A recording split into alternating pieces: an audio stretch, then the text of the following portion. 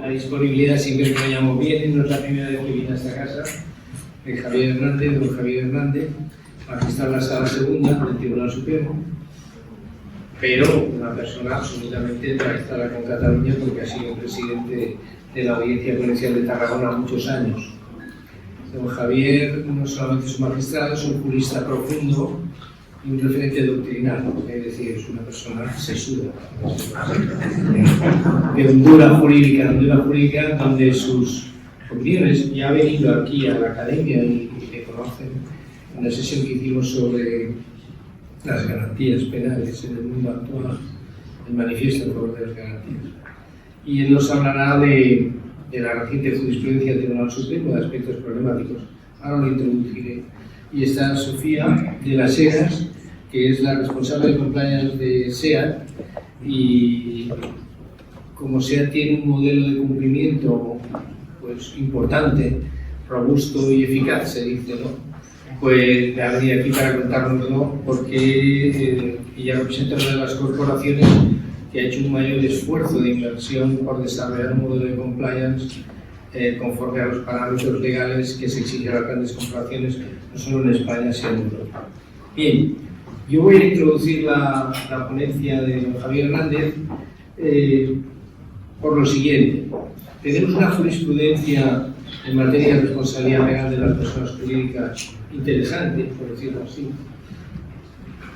Para algunos sectores jurídicos problemática, en el sentido de que hemos visto, quizá más allá de la realidad, algún tipo de fluctuación. Me refiero a que en la jurisprudencia de hace algunos años, en particular de la sentencia de 2016, vimos que el Tribunal Supremo se pronunciaba de una manera manifiesta sobre algo que parecía que ya venía decantado, que el fundamento de la responsabilidad penal de las personas jurídicas es el defecto de organización empresarial, lo cual otorgaba un fundamento propio y un argumento de defensa propio en el proceso penal. Y en esa sentencia de 2016 se dice que la esencia de la conducta delictiva de la persona jurídica reside en la ausencia de la cultura organizativa. A partir de esta manifestación, algunos en la academia opinaron que se le daba la vuelta al argumento de la circular de la Fiscalía 1/2016 en el sentido de que la carga de la prueba basculaba sobre la defensa del modelo organizativo, el modelo de cumplimiento, y que la carga probatoria, como en todo proceso penal, el onus probandi de la acusación era probar que había alguna suerte de defecto organizativo. Una posterior sentencia, esta reciente de este año, la 298/2024, viene a decir algo significativamente distinto. La condena se produce porque la persona jurídica no aporta un modelo organizativo, un modelo de cumplimiento que exprese un modelo organizativo de respeto al derecho, viene a decir la sentencia. Pero no habla de cuál es el onus probandi de la acusación, por lo cual parece que habríamos regresado a la idea inicial de que en todo caso la suerte probatoria basculaba sobre la defensa.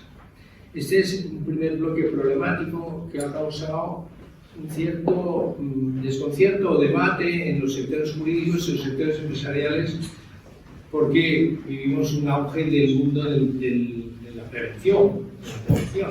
Es decir, el mundo preventivo es algo que se ha expandido en las empresas de tamaño medio y grande, y esto sugiere reflexiones. El segundo bloque de reflexiones venían encaminados por algo que se dice en la sentencia 298/2024, y es que puede aparecer la responsabilidad penal de la persona jurídica más allá de que alguien relacionado con la empresa, administrador, dependiente de la empresa, actúe como autor del delito, sino que puede actuar como partícipe, como cooperador, como cómplice, abriendo la puerta a la responsabilidad de la persona jurídica. Esto lo estamos viendo en la práctica. En la práctica estamos viendo otra manifestación, todavía más agudizada de esto, y es personas jurídicas que son traídas al proceso como cooperadoras o cómplices sin persona física involucrada. lo cual abre el debate de cuáles son mis deberes de vigilancia, mis deberes de observación, mis deberes de comprobación y hasta dónde puede alcanzar la identificación o la investigación que yo deba hacer respecto de mis contrapartes comerciales, respecto de mis proveedores y de mis clientes. Y estos son aspectos problemáticos. Estos son los aspectos que quería introducir como aspectos del debate. Y luego le daré la palabra a Sofía para que nos explique el modelo de SEAT, porque, claro, una cosa es alegar el modelo de cumplimiento, el modelo de compliance, y otra cosa es que el modelo de compliance sea creíble. Y en este caso SEAT pues, ha hecho una inmersión en estos últimos años, yo diría que sin parangón en el Estado español. Y bueno, por tanto, en un tiempo razonable, que no sería más de 35 o 40 minutos, sí, es muy difícil abarcar la cantidad de problemas que sugiere la materia que sirve de enunciado a la intervención. Es absolutamente imposible porque probablemente estamos ante un verdadero modelo, un sistema de intervención penal con características muy propias y además con intensas implicaciones desde el punto de vista de la teoría del delito. Por tanto, analizar todas y cada una de ellas me resultará absolutamente imposible y renuncio, por tanto, a ello. Y también os pido que me entendáis una cierta limitación, una cierta autocontención en la lectura crítica de la jurisprudencia a la que me referiré, por razones obvias. No es que yo me caracterice por ser particularmente acrítico con la jurisprudencia de la sala a la que pertenezco, pero también es cierto que la metodología, la colegialidad decisional o la decisión colegial, creo que nos obliga a los que podamos formar parte de ella a una cierta contención, a una cierta prudencia en la posición, o al menos limar, en cierto sentido, un tono de excesiva conclusividad. Pero yo no sé si lo conseguiré, porque tampoco suelo ser muy contenido en mis expresiones críticas. Y en efecto, intentaré en los términos que Fermín me propuso, pues hacer una referencia relativamente somera al fundamento de la responsabilidad de las personas jurídicas y a partir de ahí el análisis de las consecuencias que se derivan del enfoque, ¿no? Del enfoque fundamental. Y las consecuencias, naturalmente, la más importante es la ubicación de la compliance como hecho típico o como elemento negativo del tipo o como un presupuesto de exención o atenuación de la responsabilidad, evidentemente con consecuencias muy sistémicas. Una segunda consecuencia, una segunda proyección del fundamento sería el tema de las cargas probatorias desde un punto de vista formal y material. Yo creo que hay que profundizar en la idea de la carga probatoria y ese es un tema que también nos llevaría lejos o al menos nos acerca a otra sentencia que me parece interesante, muy interesante, bueno, por ponencia mía además, que es la 241-2024, que creo que también dialoga, ¿no? Creo que de manera bastante intensa con la sentencia 298-2024 de la que no soy ponente pero tuve el honor de formar parte del tribunal. Una tercera consecuencia, ya en la tercera hora, serían las causas de inimputabilidad, las llamadas inimputabilidades estas constitutivas que de alguna manera la jurisprudencia de la Sala Segunda ha generado, y me gustaría efectivamente en la cuarta hora pues un apunte breve sobre la cuestión de si estamos ante la posibilidad de un modelo de transferencia de responsabilidad por la participación de dirigentes o administradores de la persona jurídica, si esa participación en el derecho delictivo ejecutado por otro transfiere o puede atribuir responsabilidad penal a la persona jurídica. Un tema que en efecto ha surgido y ha suscitado la sentencia a la que me había referido, la 294. En cuanto al fundamento, intento ir lo más rápido posible. Y en efecto, yo creo que si miramos, ¿no?, el histórico de la jurisprudencia de la Sala Segunda, desde luego no estamos ante un escenario de particular claridad, de particular estabilidad en sus pronunciamientos, y yo me atrevería a decir, mea culpa, por tanto asumo la responsabilidad de la parte cuota que me toca, que es desde mi incorporación en noviembre del año 20, creo que en efecto cabe también tachar a la jurisprudencia como una cierta jurisprudencia vacilante y creo que también con evidentes oscuridades dogmáticas. Creo que en efecto, y como apuntaba Fermín, pues debe partirse de la precursora sentencia del 2015, pero sin duda de la 154/2016, que podríamos denominar como una posición canónica, ¿no? O formalmente canónica, que algunos autores han denominado como posición mayoritaria del Tribunal Supremo y que en efecto apuesta sin ambages, incluso yo me atrevería a decir con un excesivo entusiasmo, por un modelo de autorresponsabilidad absoluta. Este modelo de autorresponsabilidad absoluta que tendría, digamos, el marco conceptual, el marco final, vendría determinado por las propuestas explicativas de Luhmann sobre el sistema autopoyético aplicado a las ciencias sociales, en el sentido de que las organizaciones tienen una capacidad de autogeneración y de autorresponsabilidad y que, por tanto, partiendo de esa idea del sistema social cerrado, autoorganizado, pues se les debe reconocer a las personas jurídicas, se les debe reconocer unos presupuestos de imputación exactamente iguales que a las personas físicas. El sistema autopoyético de Luhmann pues, aparece incluso mencionado en alguna sentencia, creo que la 514 de 2016 del Tribunal Supremo, si bien es cierto que tampoco se desarrolla de una manera particularmente extensa, ¿no? la idea luhmanniana del sistema social cerrado. Pero bueno, lo que sugiere esta primera jurisprudencia canónica es existe un delito corporativo, porque hay un gusto propio de la persona jurídica y, por tanto, en consecuencia también, hay una culpabilidad propia que no viene atribuida en modo alguno por el hecho cometido por la persona física, que se sitúa claramente como un hecho ajeno, incluso llegándose en alguna sentencia, en el año 17, a mantener que bastaría la consideración de la probable existencia del delito de la persona física para activar ya el modelo de responsabilidad penal de la persona jurídica.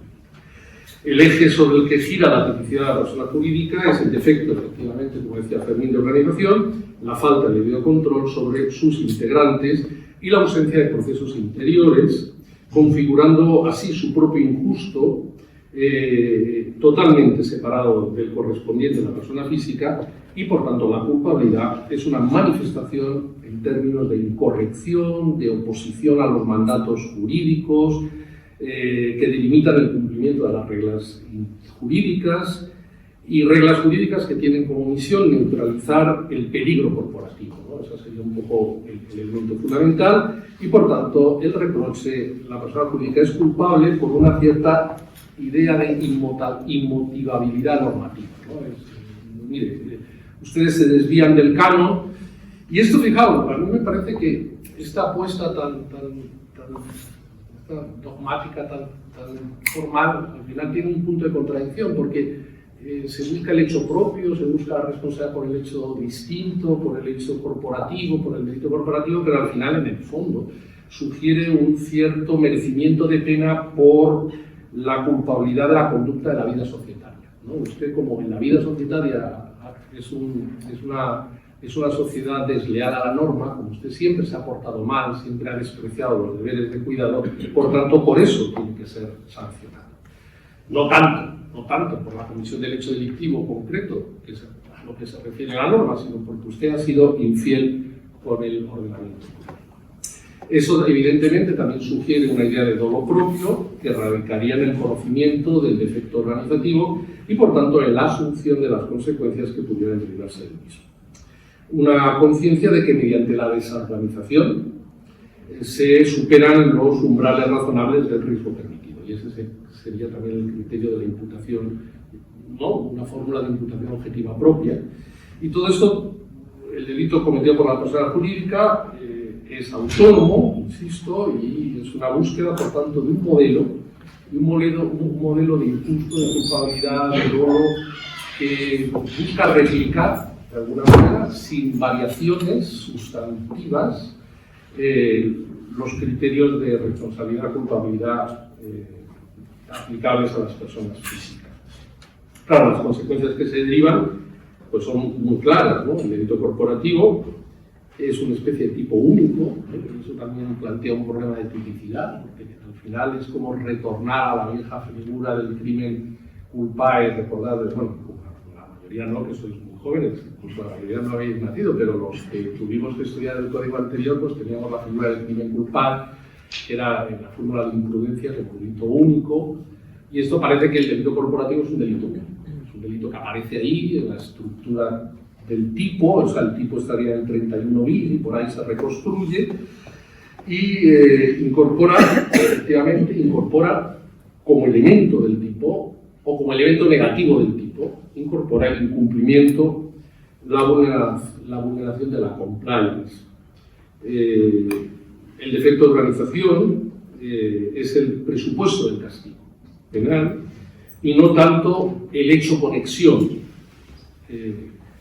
La posesión, por tanto, de un programa de cumplimiento expresivo, de que la empresa está bien organizada, de que es una empresa fiel al ordenamiento jurídico, a los deberes genéricos de prevención y que no ha omitido un cuidado corporativo debido, estandarizado, generalmente excluye el tipo.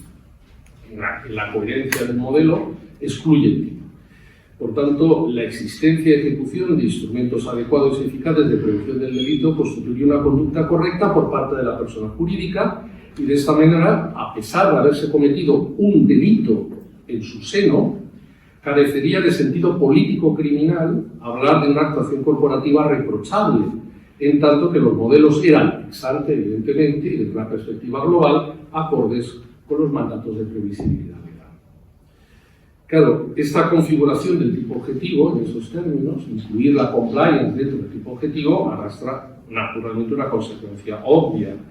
Es que el incumplimiento de la cultura corporativa conforme a los mandatos de prevención comporta que sea la acusación quien deba acreditar, como el resto de los elementos del tipo, deba acreditar que no existía la compliance o que lo que existía era manifiestamente ineficaz.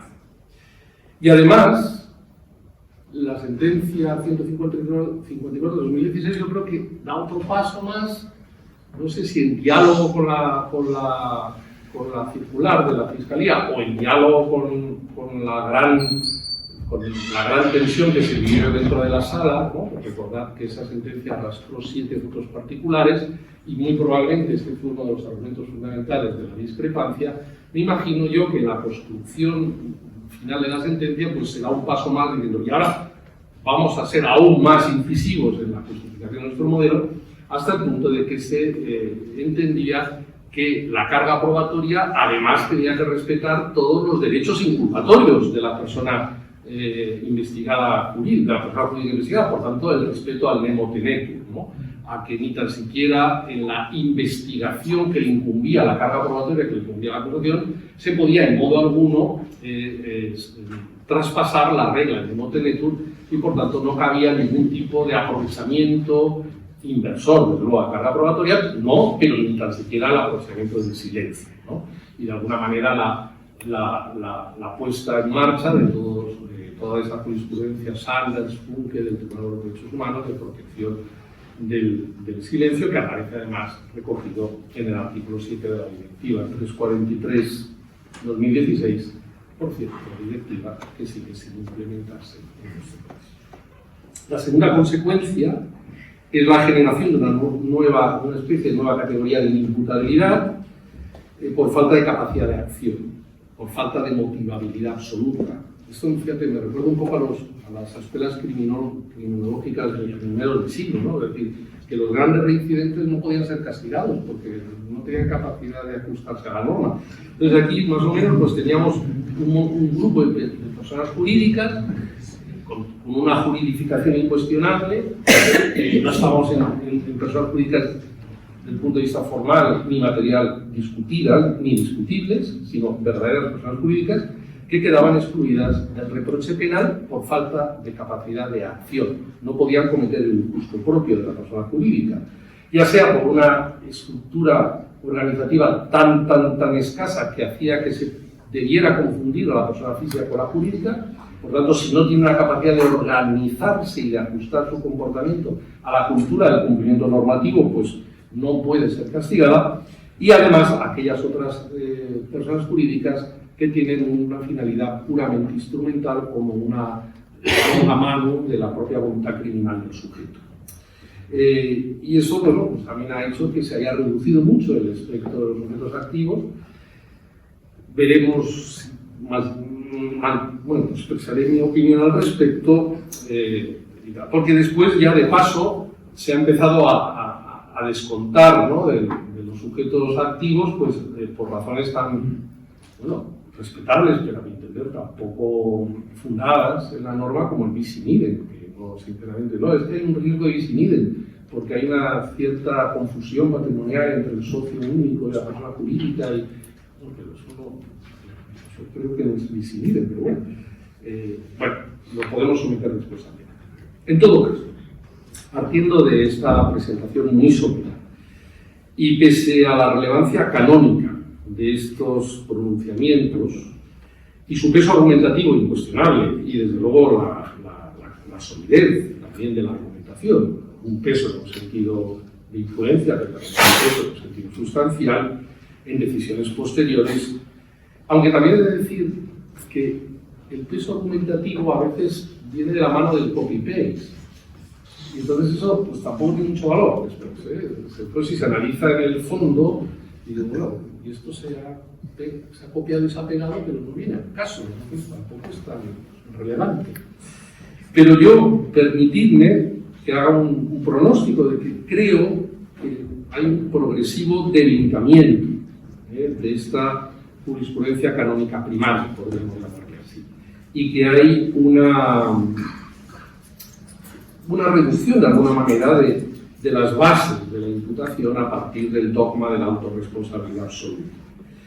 A ver, casi en manera sincrónica, las primeras sentencias tampoco podemos ocultar que hubo sentencias que como el álamo, ¿no?, se constituyeron como inresistentes y de alguna manera se hicieron portavoces del fondo del voto particular. Y tenemos dos sentencias, la 506-2018 y la 123-2019, donde hacían casi una apuesta vicarial, ¿no?, en la respuesta. O sea, que no es que sea esto una cosa que aparezca en la 298-2024, sino que yo creo que puede trazarse una cierta debilidad en el origen de la jurisprudencia.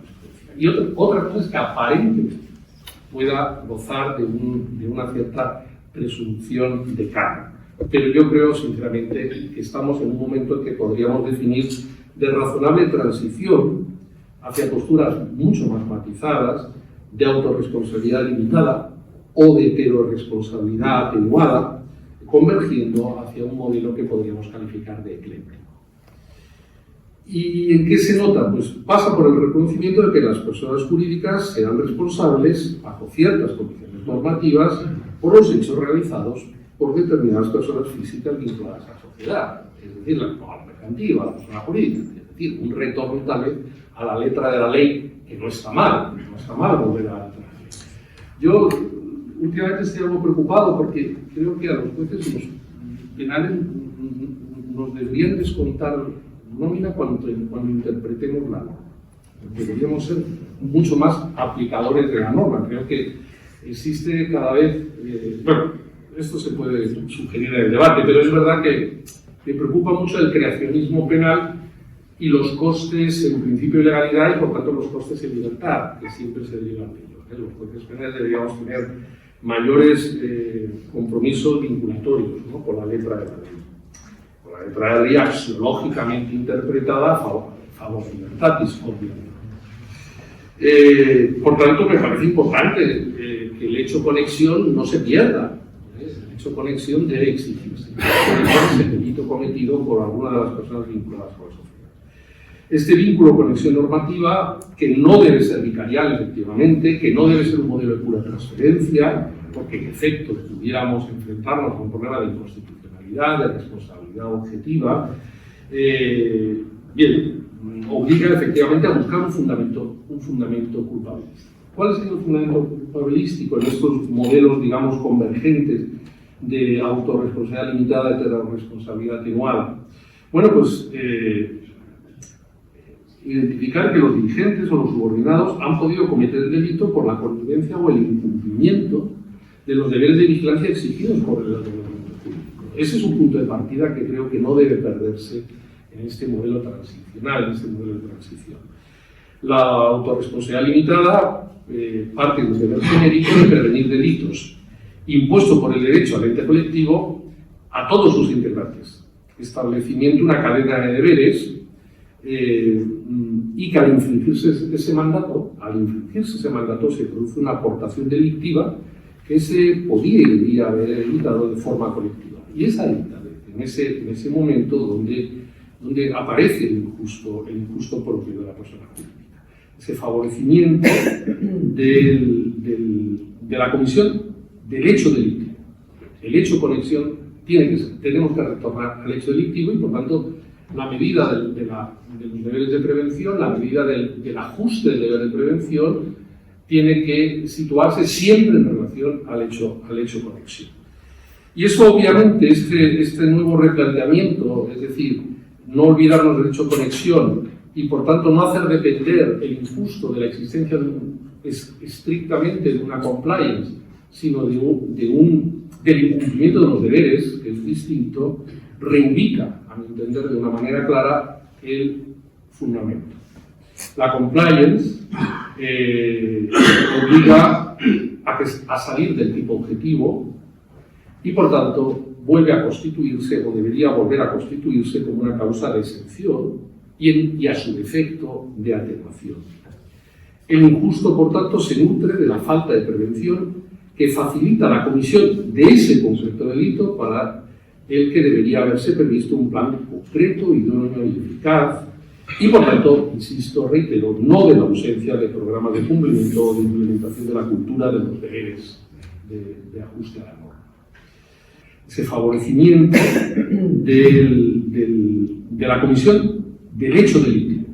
El hecho conexión tenemos que retornar al hecho delictivo y, por tanto, la medida de los deberes de prevención, la medida del ajuste del deber de prevención, tiene que situarse siempre en relación al hecho conexión.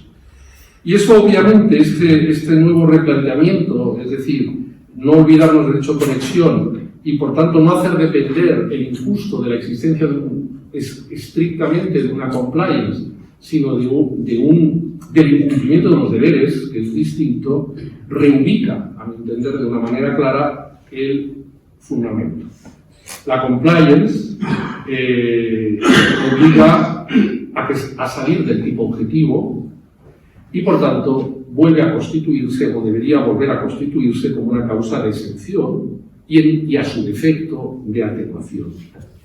El injusto, por tanto, se nutre de la falta de prevención que facilita la comisión de ese concepto de delito para el que debería haberse previsto un plan concreto, idóneo y eficaz y, por tanto, insisto, reitero, no de la ausencia de programas de cumplimiento o de implementación de la cultura de los deberes de ajuste a la norma.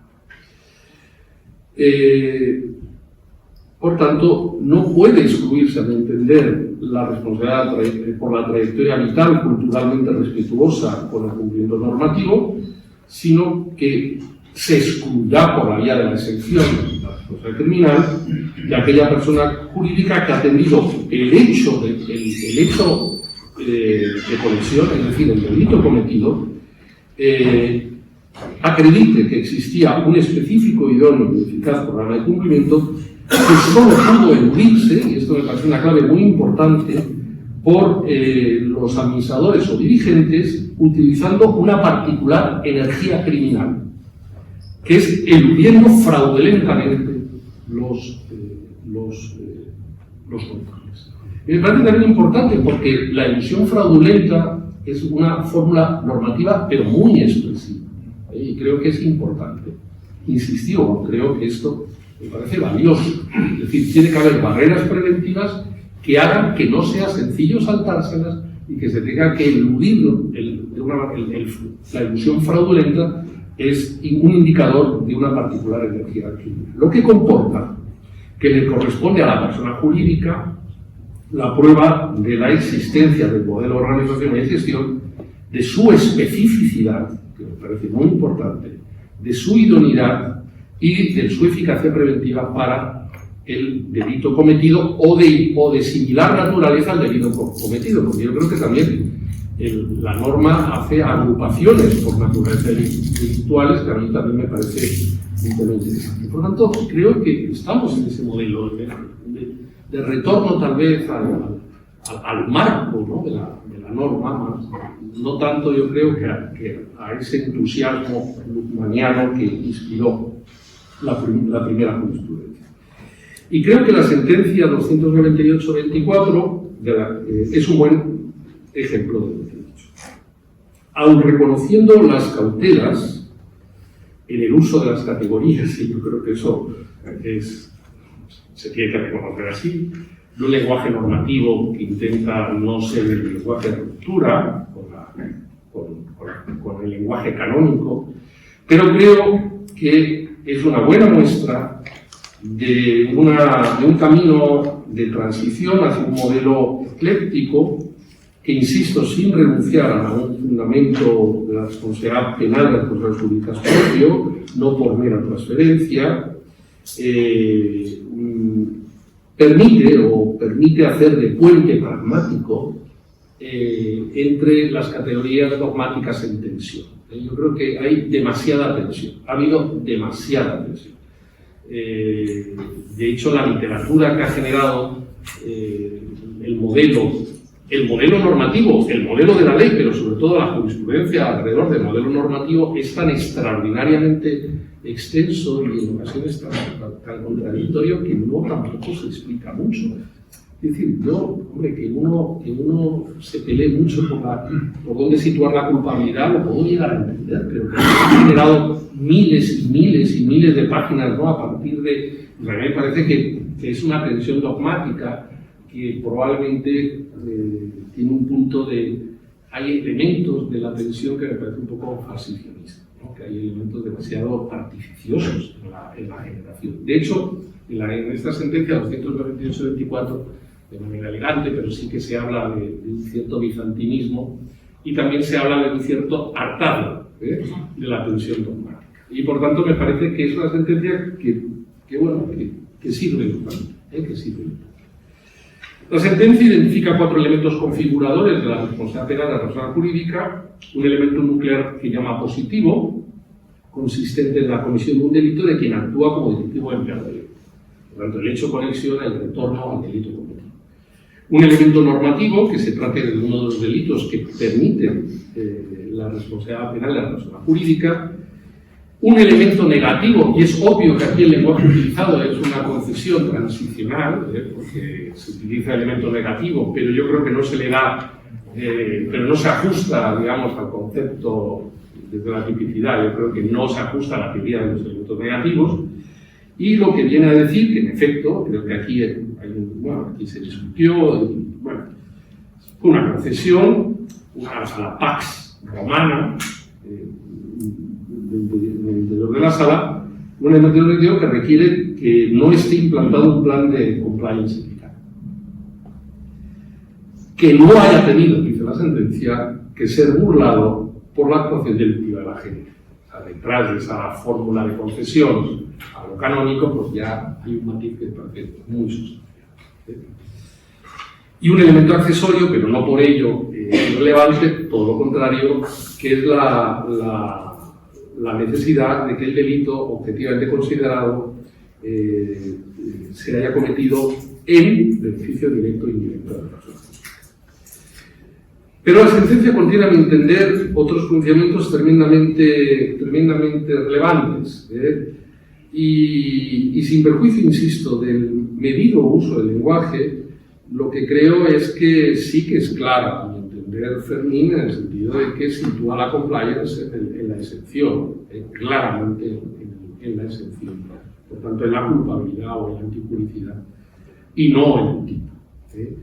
Y yo creo que también es clara cuando traslada o retorna, digamos, la prueba del presupuesto exentor retorna la carga de la prueba, transfiere o endosa la carga de la prueba a la defensa. Creo que la sentencia es explícita, no solamente es clara en una interpretación sistemática, sino que creo que la sentencia afirma con explicitud que es una carga probatoria de defensa. Ahora bien, la sentencia también dice, y creo que es, en este sentido, creo que también es muy positivo el pronunciamiento, y es que también para las personas jurídicas debe proclamarse la aplicación de la regla de presunción de inocencia como regla de enjuiciamiento, como regla de juicio, y que por tanto las dudas que pueda suscitar la eficacia preventiva de la compliance en relación al delito cometido tienen que resolverse a favor del reo. Es decir, y por tanto aquí surgiría la oportunidad o ese maridaje que antes apuntaba con la sentencia 241 de 2024, en el que yo creo que después de una también cierta agónica evolución de la sala se rompe el dogma de que las causas de exención de la responsabilidad, sean por la vía de la culpabilidad o la culpabilidad, tienen que estar tan probadas como el hecho en que consiste el delito. Esa regla se rompe y creo que es importante introducir la presunción de inocencia también, y por tanto la duda debe beneficiar a la persona. Sobre las cargas formales y materiales, creo que es un tema que me gustaría hablar, pero no puedo. Pero me parece que la sentencia responde a una lógica distributiva de la carga de prueba. Bueno, creo que es un cambio. Creo que se ha producido un cambio y creo que es un cambio que tiene futuro. Donde no veo cambios, al menos en el futuro próximo, es precisamente en la doctrina jurisprudencial sobre la inimputabilidad de las personas jurídicas. Ahí, sinceramente, no los veo y no los veo. Aunque también hay alguna sentencia de la Sala Segunda, también he de deciros que muchas veces es el gravamen el que permite tomar determinadas decisiones. Es decir, a veces determinados silencios argumentativos de la Sala se explican porque no hay gravamen que permita pronunciarse. Por tanto, sí que ha habido pronunciamientos de la Sala en las que se ha estatuido como algo absolutamente incuestionable la condena a una persona jurídica unipersonal con administrador único, coincidente con el socio único, y no ha habido cuestionamiento desde mi punto de vista porque no venía el cuestionamiento por la vía del recurso del motivo de infracción de ley o del motivo de presunción. Por tanto, eso es un tema que también quiero poner sobre la mesa. O sea, la administración a veces de las decisiones del Tribunal Supremo a veces vienen marcadas por el gravamen, y sin ese gravamen específico el pronunciamiento no se puede dar. Y eso en ocasiones también efectivamente suscita dudas de coherencia en la propia sala, pero son las reglas de esta casación, de este vértice ambiguo en el que nos movemos, renombrando a Leonardo Miqueleta Adolfo, esta casación tan angustiosa, donde se tiene que seguir dedicando a los hechos y donde la presunción de inocencia sigue ocupando un espacio muy importante, y a veces efectivamente es una jurisprudencia que puede generar algunas dudas de sistematicidad y de completitud de sus pronunciamientos. En todo caso, mi posicionamiento personal es que no encuentro justificación especialmente sólida en la exclusión de las penales de personas jurídicas de estructuras organizativas no complejas. No encuentro el fundamento. Creo que cabe identificar una culpabilidad propia.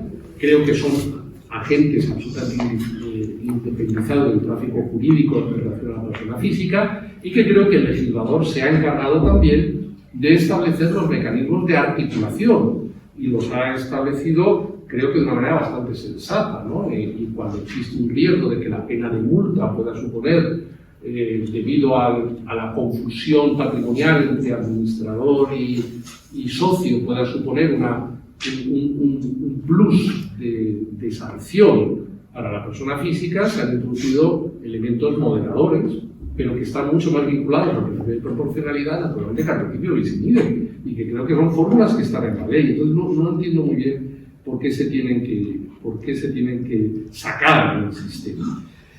Y también es discutible el tema de las sociedades pantalla. Pero en las sociedades pantalla yo creo que el artículo 66 bis también nos da interesantísimas reglas, ¿no? Que tampoco se han profundizado mucho en ellas. Entonces hay pantallas que son puros instrumentos del delito, en cuyo caso efectivamente es que no hay acción, no hay capacidad de acción, no hay capacidad de responsabilidad, no son sujetos, en el fondo, activos del delito, y entre otras cosas sería imposible su condena porque nunca habría una actividad en su beneficio. O sea, la sociedad pantalla instrumental para el delito nunca puede ser, la actividad criminal nunca es en su beneficio, porque por tanto faltaría obviamente un presupuesto superior.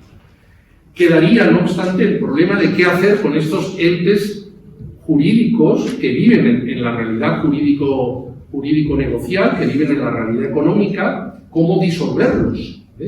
Disolverlos de una manera eficaz, es decir, si no podemos ordenar su disolución como pena, porque no pueden ser acusados como personas jurídicas, tendría que buscarse instrumentos ágiles de disolución cuando la causa sea una causa ilícita.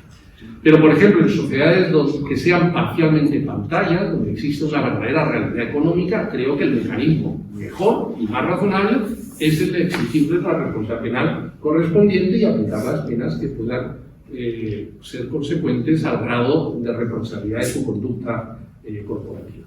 Y el 66 bis, evidentemente, ofrece mecanismos y contempla específicamente que aquellas sociedades que tengan un componente de ilicitud en su actividad puedan ser castigadas como personas jurídicas penalmente responsables. Por tanto, creo que debería hacerse una relectura, pero creo que sinceramente no hay mucho margen en lo que yo percibo en la discusión de la sala. Aunque, como intentaré concluir, no sé si me das 10 minutos, ¿no? Sí.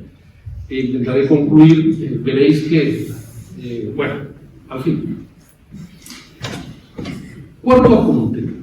Responsabilidad penal de los que, por participación de los dirigentes organizadores en el delito ejecutado por un tercero. Un tema realmente interesante que aparece en la sentencia 298, que aparece y que desaparece desde el punto de vista de la ratio decidente, pero como se plantea como gravamen, la sentencia da una respuesta contenida, insisto, porque inmediatamente se hace innecesaria, porque al final se descarta que existiera responsabilidad porque no podía identificarse que fuera en beneficio directo o indirecto de la persona jurídica.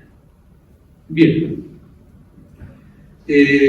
los recurrentes que recurrieron efectivamente, recurrieron por varios motivos, pero uno de los motivos era por infracción de ley en un sentido estricto del 849 primero, considerando que esa imputación por el acto participativo comprometía el principio de legalidad, porque consideraban que el delito conexión, el hecho conexión, es el delito cometido por el autor.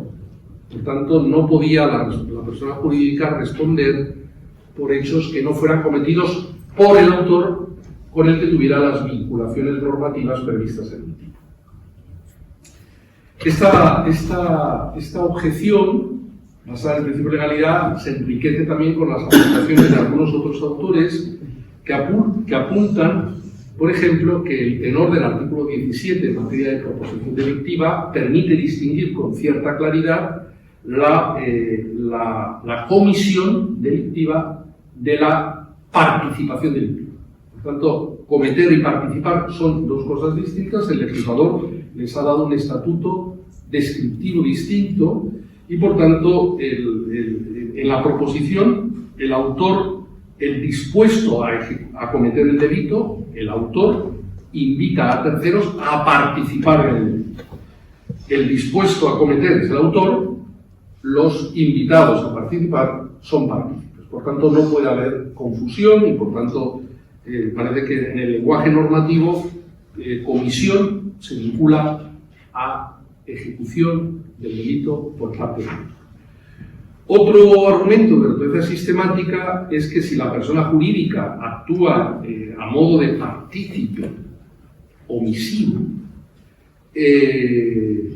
favorecedor de la conducta de otros, la comisión del delito no podría ser penalmente castigada bajo la regla inveterada de que no es punible la participación en la participación.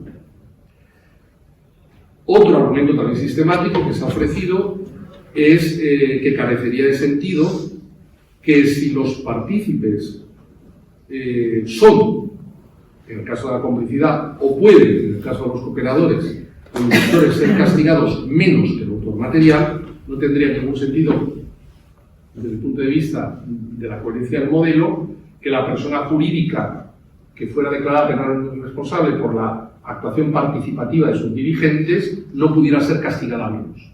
O sea, que se le tuviera que aplicar las mismas penas que a la persona jurídica que responde por, o sea, cuya responsabilidad viene determinada por el delito ejecutado por el autor responsable, por el autor dirigente o administrador. Por lo tanto, la inaplicabilidad del artículo 65.3 a la persona jurídica, ¿no? Como un elemento que distorsionaría esta forma. Y después otro argumento final, que es el principio de intervención mínima, en el sentido que parece que la responsabilidad de las responsabilidades jurídicas es excepcional. Yo creo no es un argumento que esté pensando en el modelo de doble ritmo que proponía Silva en su día, de doble velocidad, sino que la excepcionalidad en sí misma, en la medida en que solo se castiga determinados delitos y obliga a interpretar restrictivamente todas las cláusulas con potencial expansivo. Y por tanto, es más razonable, más vinculado al telos de la norma, entender que solo se está refiriendo al autor material cuando habla de delito cometido. Bien, yo creo que son objeciones, todas ellas atendibles, desde luego, alguna particularmente valiosa. Por ejemplo, la punibilidad me parece interesante. Eso permitiría abrir en su día, ¿no?, la vía, si pudiera haber una aplicación del 65.3 a las personas jurídicas en este tipo de supuestos. Creo que tampoco estaría gravemente obstruida esa posibilidad, pero creo sinceramente que la interpretación que se ha sostenido en la sentencia 298-24 no desborda los límites de la interpretación, partiendo del tenor literal posible, en coherencia siempre axiológica con los fines de protección del arte.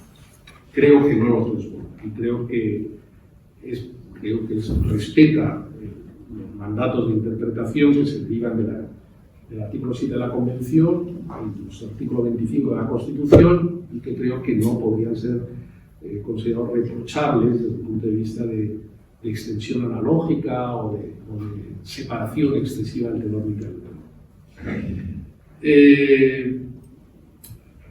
Simplemente apunto, ¿no?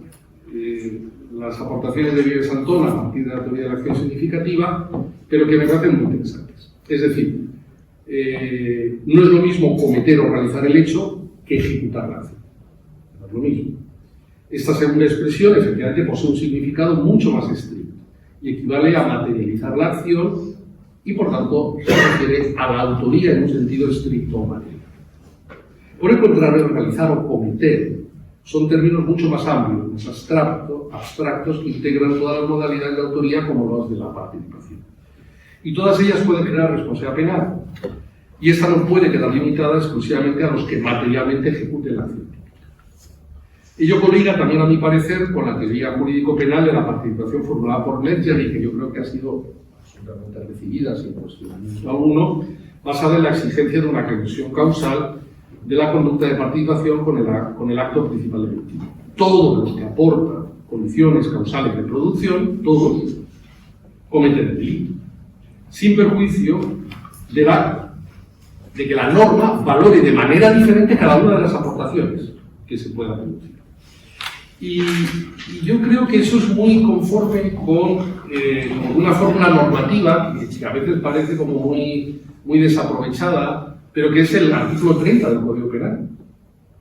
Precisamente en el artículo 30 del Código Penal, el legislador decide que los delitos cometidos mediante utilizando medios o soportes de difusión mecánicas no respondan los cómplices. Es una decisión del legislador en relación al delito cometido. Si excluye a los cómplices, es porque necesita excluirlos. porque si no los excluyera, los cómplices se tendrían que entender considerados. Como en el párrafo segundo del artículo 30, también el legislador decide establecer una prelación subsidiaria alternativa de responsabilidad. Se deberá empezar por el autor material, siguiendo por los otros autores del artículo 28. Por tanto, en la graduación, una cosa es que se cometer el delito, y otra cosa es que la norma pueda valorar o desvalorar de manera distinta a los diferentes cometedores. No sé si... Mir también coincide, afirmando que el Código Penal utiliza la palabra delito en un sentido aplicable no solo al hecho del autor, sino también a los tipos de participación. El inductor cooperador comete el delito, aunque, dice Mir, solo sea por extensión legal expresa. Pero bueno, y por otro lado también creo que el subsistema normativo de la responsabilidad penal de la persona jurídica también permite llegar a esta conclusión sin excesivos forzamientos. Fijaos en el artículo 31 ter. En su apartado segundo introduce una suerte de regla de fijación específica de la accesoriedad. Podríamos definirla así. Pues fijaos, en este párrafo segundo utiliza, en efecto, que la inculpabilidad o culpabilidad de la persona no dependerá, o sea, que la inculpabilidad o culpabilidad reducida de la persona que materialmente haya realizado los hechos, el hecho de conexión, el delito cometido, no excluirá o modificará la responsabilidad penal de la persona jurídica. Entonces, quiero decir, el legislador, al precisar la regla de accesoriedad en la relación, parte del presupuesto general de las reglas de participación, que exige la tipicidad y antijuricidad de la conducta del autor material. Y solo utiliza la referencia a autor material en relación exclusivamente a este supuesto, para fijar los términos de la vinculación, de la regla de la accesoriedad. Pero esto nos obliga a entender, de manera clara, que en el resto de las cláusulas que hacen referencia a la comisión de un delito no se está excluyendo a los partícipes. Cuando el legislador ha querido referirse al autor material, lo ha utilizado. Y en el resto de las cláusulas yo creo que hay que estar a las fórmulas que hay. Y por último, y en términos de fines de política criminal, a mi entender carecería de todo sentido que se quedara fuera el modelo de responsabilidad penal a las personas jurídicas, a los partícipes, a personas jurídicas partícipes en supuestos de los delitos especiales, sean propios o impropios del incumplimiento de la infracción del deber o no. Imaginémonos en supuestos de malversación de caudales públicos, o en supuestos de, precisamente, sociedades intervenidas, sociedades públicas con grupos.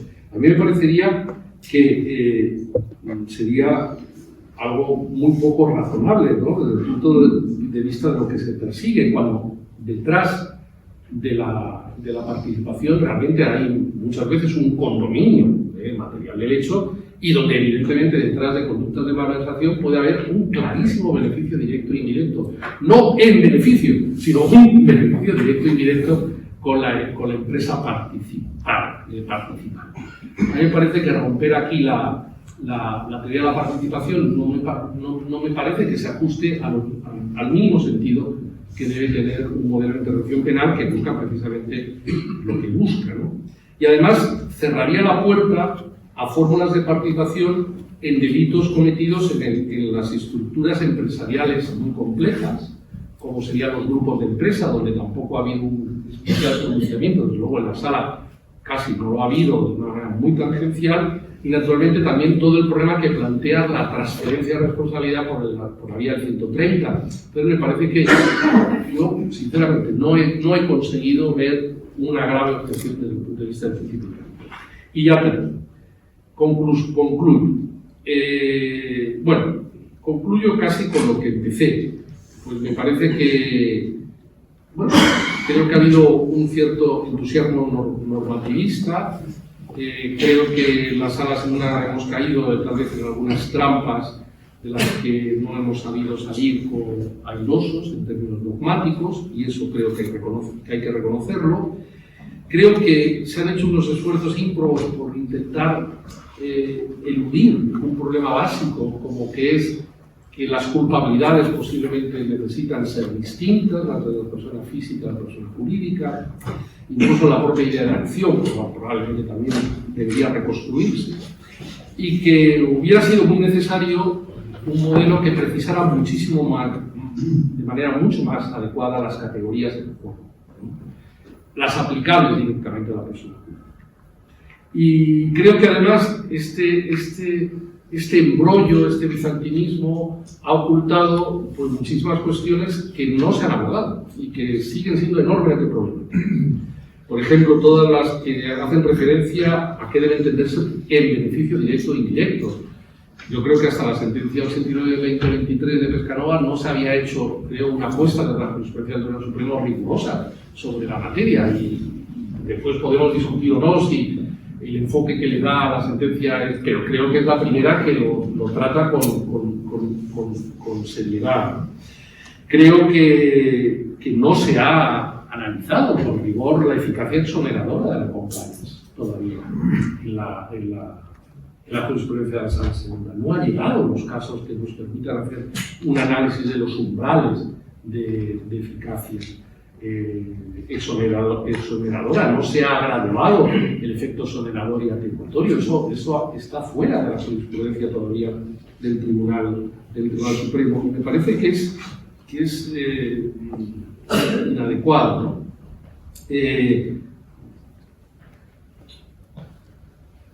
Tampoco se ha hecho un análisis riguroso sobre la dosimetría penal de los criterios penológicos. No encontraremos muchos pronunciamientos adecuados, mucho más adecuadas a las categorías del juego, las aplicables directamente a la persona. Y creo que además este embrollo, este bizantinismo ha ocultado pues, muchísimas cuestiones que no se han abordado y que siguen siendo enormemente problemáticas. Por ejemplo, todas las que hacen referencia a qué debe entenderse el beneficio directo e indirecto. Yo creo que hasta la sentencia 89-2023 de Pescanova no se había hecho, creo, una apuesta de la jurisprudencia del Tribunal Supremo rigurosa sobre la materia, y después podemos discutir o no si el enfoque que le da a la sentencia es, pero creo que es la primera que lo trata con seriedad. Creo que no se ha analizado con rigor la eficacia exoneradora de la compliance todavía en la jurisprudencia de la Sala Segunda. No ha llegado los casos que nos permitan hacer un análisis de los umbrales de eficacia exoneradora. No se ha graduado el efecto exonerador y atenuatorio. Eso está fuera de la jurisprudencia todavía del Tribunal Supremo. Y me parece que es inadecuado, ¿no?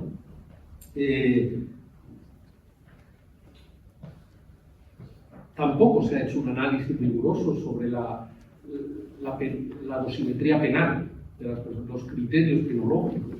No encontraremos muchos pronunciamientos adecuados, profundamente fundados, o porque no ha llegado por la vía del gravamen, o porque no nos hemos ahogado excesivamente en los aspectos más dogmáticos del problema. No se han abordado los problemas disolutorios, me parece, con rigor todavía, y creo que es un tema enormemente importante. Y tampoco se ha apuntado, se ha analizado problemas de responsabilidad penal a las personas jurídicas en los grupos de empresa, que me parece que es otra realidad enormemente compleja que no se ha abordado. Tampoco ha habido un análisis desde el punto de vista empírico, riguroso, sobre cómo está funcionando el modelo en la fase previa e instructora, los obedecimientos que se están dictando, las razones que los están fundando, partiendo a su vez de la difícil casacionabilidad de las decisiones sobreseyentes en fase instructora. Tampoco se ha analizado con rigor, por ejemplo, el tema de las conformidades y qué influencia tiene en la responsabilidad de las personas físicas, ¿no? Aspectos enormemente importantes del modelo de intervención penal que quedan totalmente al abrigo de la lectura de la jurisprudencia del Supremo.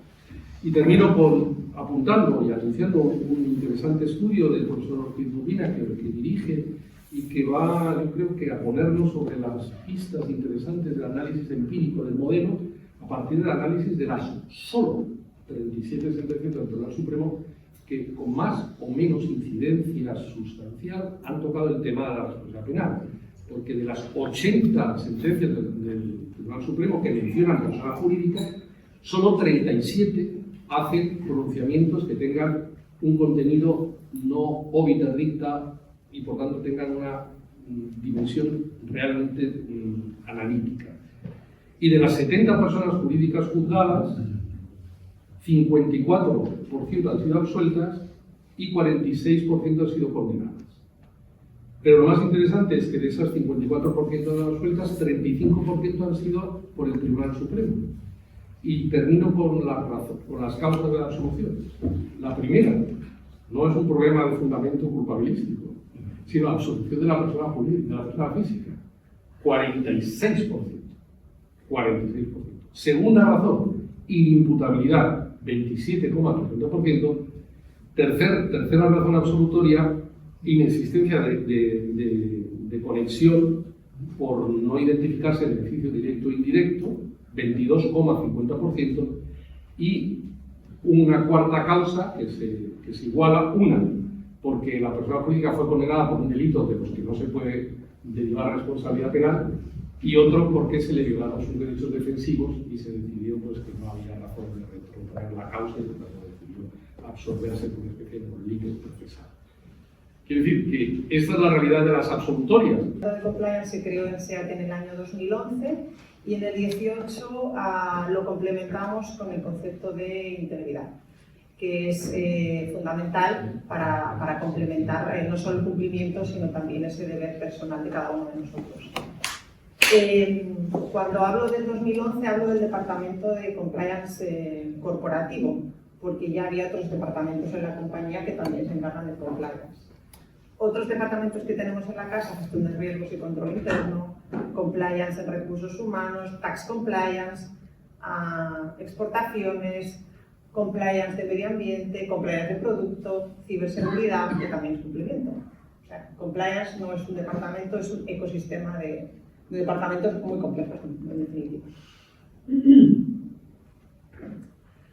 A compliance e integridad nos gusta explicarlo a todos nuestros empleados como que el compliance, por supuesto, es cumplir con la legislación y nuestras normas, y la integridad es una actitud interior que tiene todo el mundo para actuar con convicción y responsabilidad, porque no podemos hacer normas para todo. Al final, nuestros empleados tienen que saber cómo actuar, y por eso está la integridad. Entonces, utilizamos símiles pues, de conducción, como podéis ver en la pantalla. Compliance es el que quita miedos, no te puedes saltar ese quita miedos, y la integridad es ese asistente que llevamos dentro y que nos indica dónde está el norte, aunque a veces lo olvidemos y utilicemos el GPS y acabemos en casa. Pero ahí está integridad.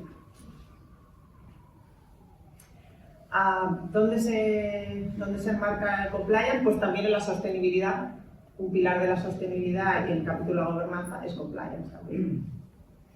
Y el modelo que nosotros tenemos implantado en la casa es el modelo de las 3 líneas, que hasta hace poco tiempo se conocían las 3 líneas de defensa, quizás por ser demasiado bélico se ha quedado las 3 líneas, en el que la primera línea al final son los departamentos, las áreas de negocio de la compañía, que son los que en último término gestionan los riesgos y los deben entender y comprender, porque pues, hay muchos departamentos, muchos directivos y cada uno de ellos es responsable. En segundo término está el Departamento de Compliance, que establece normas y procesos para ayudar en este cumplimiento. Y por último está en la tercera línea, auditoría interna, que vigila que cumplamos nosotros, la primera línea y entre todos. Vigila, establece informes y, por supuesto, reporta sobre lo que encuentra. Y todos reportamos, en este caso compliance de auditoría interna, a la Comisión de Buenas Prácticas, que es el órgano encargado de la supervisión por parte del Consejo de Administración para velar por este modelo de gestión de riesgos de compliance, pero también de riesgos económicos, fiscales, de reputación. Es fundamental esta comisión de auditoría que se encarga específicamente de este tema y de supervisar nuestra buena actuación. Voy a entrar brevemente en el modelo de compliance en un poquito más de detalle, porque como lo va el anterior ponente, es necesaria una estandarización de este modelo de compliance. Esta estandarización pasa por 7 modelos, por 7 elementos en el modelo que voy a explicar brevemente, comenzando por la organización, que es el que he explicado hasta ahora. Es necesario un departamento específico y una organización adecuada e integrada en la casa. Los objetivos, es fundamental cada año una fijación de objetivos y de planes de cumplimiento, y que estos planes se revisen a lo largo del año para asegurar que efectivamente hacemos nuestros deberes, y estos indicadores son reportados periódicamente a esta comisión de auditoría. Pues evidentemente para saber que están haciendo las cosas bien y corregir si pues encontramos debilidades, ¿no? Que es parte del secreto del modelo, ir corrigiendo. Cultura y valores. Código de conducta fundamental para todos los trabajadores de la compañía. Los códigos de conducta se revisan, fundamental, no puede ser un documento que una vez haga un departamento y se quede en el cajón. Entonces, periódicamente es revisado para asegurar que incluimos todos los elementos que consideramos importantes. El nuestro, que incluye, pues, ser personas comprometidas, y ahí es donde marcamos el liderazgo ético, y también el capítulo habla, es decir, habla es levanta la mano si detectas que en tu departamento, en tus funciones, hay alguien que actúa incorrectamente, pues esto es lo que promovemos. Somos compañeros confiables, aquí tenemos seguridad de la información, por ejemplo. Somos socios responsables, tenemos temas tan interesantes como el conflicto de interés, entrega de atenciones o aceptación, prohibición de corrupción, prohibición de blanqueo, competencia leal y libre. Son estos temas que también son interesantes como socios. Y por último, buen ciudadano corporativo. Pues ahí tenemos las relaciones con el sector público, donaciones, patrocinio. Todos estos temas se incluyen en el código de conducta. Y el departamento de compliance es el interlocutor para aclarar pues, las dudas que pueden surgir.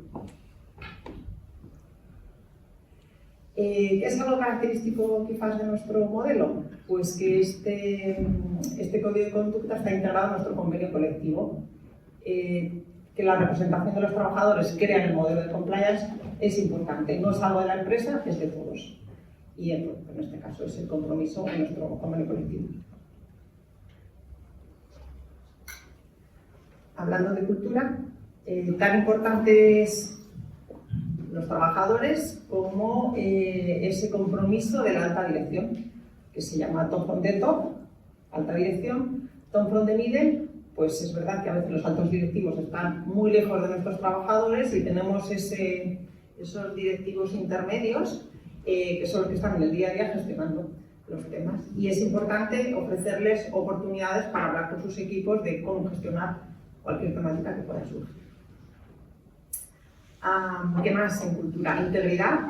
La integridad, especialmente en los procesos de recursos humanos, a la hora de contratar, a la hora de promocionar en la compañía, a la hora de evaluar la performance y a la hora de remunerar bonus malus. Si se detectan no conformidades, se penalizan los bonus de los directivos. Este es el método más directo y más ágil de hacerle entender a todo el mundo que si algo no funciona, pues hay que reconducir y tiene consecuencias. Y por último, formación también en integridad. A todas aquellas personas que lideran equipos pasan por una formación para ayudarles a entender cómo integrar esa integridad en su día a día, ¿no? Porque al final cuando lideras personas tienes una responsabilidad y de ahí esta formación de integridad.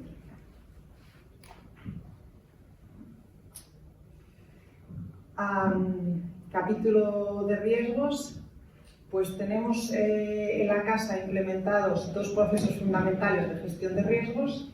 El primero de ellos para cumplir, por supuesto, con la legislación nacional y con el artículo 39 del Código Penal, en el que inicialmente se hizo un gran mapeo de riesgos en la casa. Bueno, tuvimos que contar con ayuda externa porque ciertamente es complejo mapear todos los procesos de la casa, identificar qué riesgos tenemos y además, por supuesto, establecer medidas y controles. Y esto no es un trabajo de un año porque cada año lo vamos revisando, con lo cual realmente es un trabajo grande que se hace por el departamento de compliance, pero también por los departamentos de la compañía, porque al final los responsables de los riesgos, medidas y controles son ellos, que no es el departamento de compliance. Para ello pues, nos apoyamos en herramientas IT, porque si no pues, sería imposible.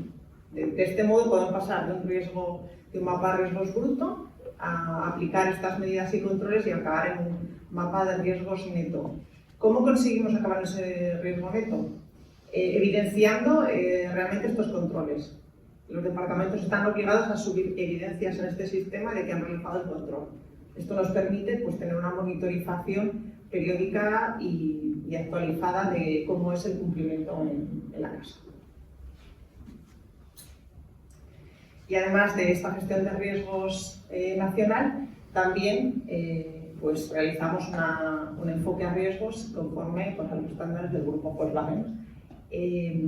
Como filial que somos, pues respondemos a los cuestionarios que nos envían, en el que el método es sencillo, una serie de preguntas sobre actividad, tamaño de la compañía, relaciones con consumidores, con socios, proveedores, medio ambiente, producción. A partir de ahí se evalúa nuestro nivel de riesgo y define cuál es el nivel de riesgo de la compañía. Pues si una compañía compleja como es SEAT, tenemos un nivel de riesgo rojo. Es decir, y esto hace que debamos implementar cada año un paquete de medidas de compliance que es auditado y revisado. De este modo, el grupo Volkswagen asegura que todas sus compañías cumplen. ¿Y qué más hace SEAT y el grupo Volkswagen? Pues establecer muchísimas directrices y normativas. Somos una empresa alemana y tenemos directrices para regir el sistema de denuncia, la prevención de blanqueo, business partner due diligence, funciones de gobernanza, conflictos de interés y corrupción, concesión de donaciones y patrocinios. Y a todo ello le añadimos más procedimientos porque pensamos que hay que bajar al detalle y por tanto explicitamos todos nuestros procedimientos. ¿Esto es útil? Pues al final sí, porque es el modo de poder evidenciar que el modelo existe y que los trabajadores pueden llegar a conocer las normas. Evidentemente luego hay que hacer un esfuerzo de comunicación y comprensión de toda esta normativa, pero es importante fijar cuál es nuestro estándar. Y esas directrices se ven acompañadas después de programas. Algunos programas vienen directamente desde el grupo Volkswagen y nosotros adaptamos e implantamos según la lógica de nuestra casa, y otros son programas locales propios de SEAT, de la responsabilidad penal. He querido simplemente señalar hoy a anticorrupción y sistema de denuncias. Anticorrupción, porque hoy es el Día Mundial de Anticorrupción, pues creo que era un día fantástico para hacer esta ponencia. Y que ahí tenemos en anticorrupción, pues normativa interna para regalos, invitaciones, donaciones y sponsoring, tema muy importante en las empresas. Tenemos una guía anticorrupción, tenemos formaciones específicas a los directivos, tenemos una norma estricta sobre conflictos de interés y un comité para regularlo. Hacemos análisis de integridad de nuestros business partners y también un canal de consultas para todos los empleados. Y del sistema de denuncias, que yo creo que ha sido el tema más de moda en los últimos meses en todas las empresas, es un tema, el canal de denuncias funciona en SEAT desde hace ya muchos años. Nuestro management está obligado a comunicar cualquier sospecha razonable de incumplimiento de normativas. Y además también están absolutamente prohibidas desde hace años cualquier represalia y nosotros desde Compliance monitorizamos. Tenemos, por supuesto, un estándar para seguir este sistema de denuncias para garantizar tanto a la protección de la persona denunciante como a la de persona afectada. El sistema de denuncias funciona muy bien también, porque también, por ejemplo, en nuestro comité de análisis tenemos incluido una representación del sindicato, y esto es importante para que los trabajadores confíen que no solo es un tema de empresa, sino que también su voz se puede oír y aunque a muchas empresas les choca, a nosotros nos funciona muy bien y pensamos que es un buen modelo. Guías, pues tenemos guías a disposición de especialmente nuestros directivos, guías anticorrupción, de responsabilidad penal, de cómo funciona el sistema de denuncias. de relaciones con el sector público, en definitiva, muchas ayudas para nuestros directivos y, por supuesto, tenemos un portal en nuestra intranet sobre compliance e integridad en el que todo el mundo puede realizar consultas. Pues el año pasado tuvimos de media 400 consultas, que yo creo que es un buen indicador. Comunicación y formación. Si todas estas normas que veíamos antes y procesos no se comunican, pues se quedan en un cajón y entonces tenemos que hacer muchísimos esfuerzos por comunicar y comunicar de una manera muy cercana y creíble. Y entonces utilizamos todos los medios disponibles en la casa, todas las pantallas que existen. En los ordenadores nos van saltando informaciones relativas a compliance. Cuando hemos actualizado el código de conducta, pues aprovechamos el mensaje de nuestro CEO para también lanzarlo. También lo adaptamos a las diferentes compañías de SEAT, pues como seguramente saben, tenemos SEAT y Cupra, pues también adaptamos nuestros mensajes al estilo Cupra para que todos los trabajadores se sientan concernidos y no parezca un mensaje central lanzado. No. Todos los mensajes son adaptados y alineados y utilizamos eventos para darlo a conocer, en este caso una sesión en Cupra, por ejemplo. Y cuando digo que adaptamos es que, por ejemplo, esta era una sesión a los colegas de marketing, que evidentemente no son los más aficionados a las sesiones de compliance. Entonces, pues hemos tenido que adaptar pues nuestros mensajes. En este caso era sobre el sector público, por ejemplo, a una imagen de Cupra, ¿no? Rosalía promocionaba Cupra y llegamos a ellos pues para mantener su atención con el acrónimo de Cupra y las diferentes actitudes que esperamos de nuestros trabajadores. En este caso la C de Cupra era cautela con el sector público y U de únicamente atenciones voluntarias, ¿no? Por ejemplo, para que a la gente engancharles a nuestro modelo. Para terminar, por supuesto, formaciones online o presenciales, pues hay que adaptarse a los tiempos y a las posibilidades. Todo online es aburrido, todo presencial no hay tiempo, pues bueno, hay que hacer un mix.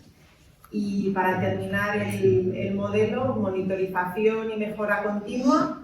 Monitorización, hay que preguntar a los empleados para ver si vamos bien. Entonces, de modo periódico les preguntamos por si son capaces de alcanzar sus objetivos laborales cumpliendo normas y procesos, si entienden que los procesos en los que viven son transparentes, si se abordan los riesgos y no los ocultan, si pueden opinar con franqueza. ¿Esto para qué sirve al final?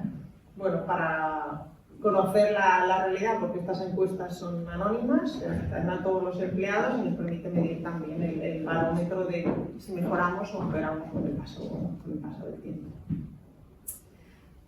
Y por último, por supuesto, pues auditorías del modelo.